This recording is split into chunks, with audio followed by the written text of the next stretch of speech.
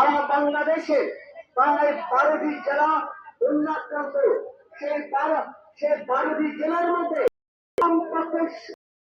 মানুষ এই বন্যায় আক্রান্ত আছে। আমরা ইতিমধ্যে বন্যায় বাংলাদেশের মানুষের বাড়ি জায়গা জমি খাবার সহ ইতিমধ্যে বাংলাদেশে নাগরিক একজন নাগরিক মারা গিয়েছে। আমরা এই যে পরিষ্কার অবস্থা বাংলাদেশের মানুষ বন্যার্থ, এর জন্য তরফ থেকে আমাদের তরফ থেকে নোয়াখালী সহ বিভিন্ন উপজেলাগুলিতে পক্ষ থেকে আমরা ত্রাণ দিয়েছি এবং সেই ত্রাণ প্রক্রিয়া এখনো চলছে। আমরা দীর্ঘমেয়াদী পরিকল্পনা করছি। এই যে বন্যার পানি, সেই বন্যার পানি যখন নেমে যাবে তখন সেই বন্যাক্ত অঞ্চলের মানুষগুলি আরো বেশি অসহায় হয়ে পড়বে। আমরা তাদের বন্যা পরবর্তী পুনর্বাসন নিয়ে কাজ করছি এবং আমাদের দলের পক্ষ থেকেও সেইখান থেকে কিভাবে বিস্তৃত ভাবে কাজ করা যায়, সেখানকার প্রশাসনের সাথে কেন্দ্রীয় যে ত্রাণ আছে তার সাথে সংযুক্ত হয়ে কিভাবে এই বন্যা প্লাবিত মানুষগুলির সাথে পাশে দাঁড়ানো যায় এবং পুনর্বাসনের জন্য আমাদের দল যথাযথ ভূমিকা নির্ধারিত হচ্ছে। আর এই বন্যা পরিস্থিতির কারণে আমরা আমাদের দলের 22 বছর সংগ্রামের 22 বছরের যে কর্মসূচি, সেই কর্মসূচিকে অত্যন্ত সংক্ষিপ্ত করে এনেছি। আমরা মনে করি এই পরিস্থিতিতে দরকার হচ্ছে বাংলাদেশি মানুষের পাশে দাঁড়ানো। এই পরিস্থিতিতে বাংলাদেশের সব মানুষের উচিত হচ্ছে আজকে সেই বন্যাক্ত অঞ্চলে গিয়ে তাদেরকে উদ্ধার করো এবং তাদের কাছে ত্রাণ পৌঁছানো। সেটাকেই আমরা মনে করি সংগ্রামের আমাদের প্রধান কাজ। সুতরাং আমরা আমাদের অন্যান্য পর যেভাবে এইবার আমরা সেব উদযাপন করবো না, অত্যন্ত সংক্ষিপ্ত ভাবে উদযাপন করবো। আপনারা জানেন গত 5 আগস্টের বাংলাদেশের কথা বলবার স্বাধীনতা অর্জন করলো।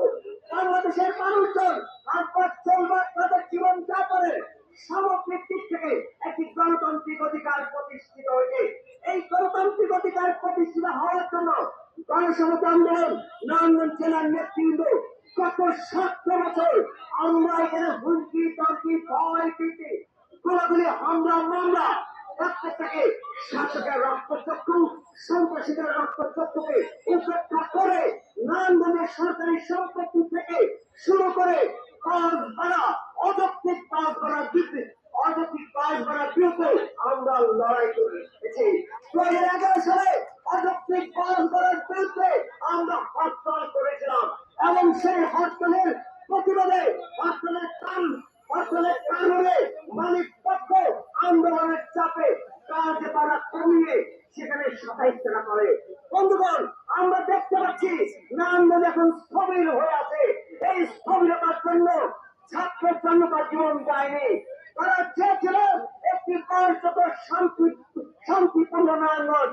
আমাদের ছাত্র সংগঠন, আমাদের ছাত্র জনতা, আমাদের দল সেই কার্যত শান্তিপ্রিয় নারায়ণগঞ্জের জন্য আমরা লড়াই করছি।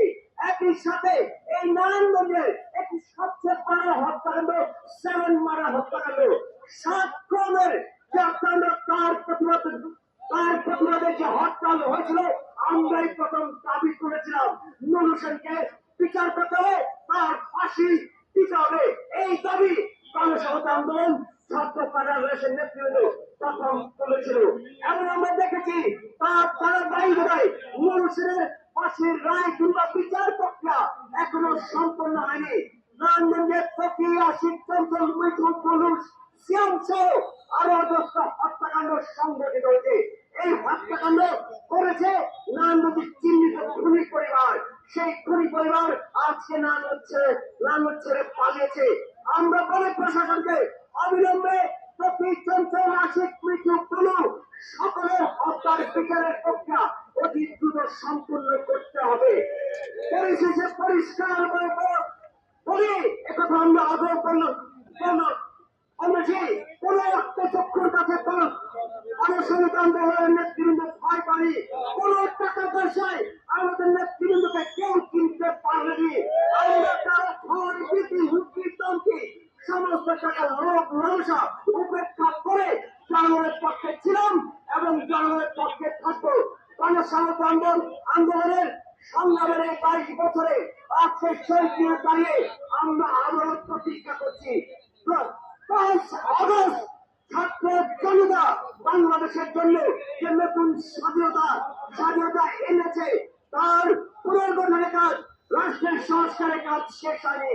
আমরা চাই রাষ্ট্রের সংস্কার, আমরা চাই দেশের পুনর্গঠন, আমরা চাই এই দেশ সকলে হবে, এই দেশ একটি বৈষম্যের বিরুদ্ধে দাঁড়িয়ে একটি গণতান্ত্রিক বাংলাদেশ হিসেবে প্রতিষ্ঠিত হবে। সেই আকাঙ্ক্ষায় গণস্বাস্থ্য আন্দোলন লড়ছে এবং আমাদের এই লড়াই অব্যাহত থাকবে। আজকে আমরা আমাদের সংক্ষিপ্ত সমাবেশে এখন মুক্তি